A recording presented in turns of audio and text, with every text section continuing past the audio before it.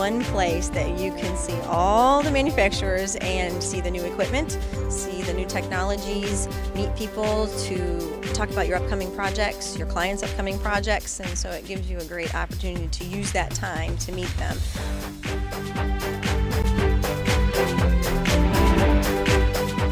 For me as a consulting engineer, if I'm working on a project for a client, I can come here and in one place maybe get 4 or 5 different angles or perspectives on dealing with those same issues and bring those back to my client, you know, the utility or the organization, and say, hey, did we think about this? Or, you know.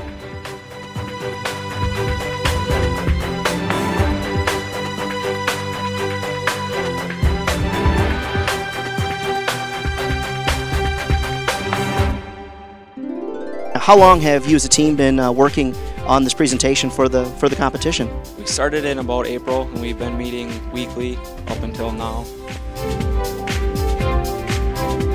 Well, the technical program is put together roughly 6 or 8 months prior to, but the technical program covers a wide range of issues, from collection system, how we get wastewater to treatment facilities. We talk about the treatment process and the various facilities involved with that. Everything from basics within those organizational challenges to leading edge technology.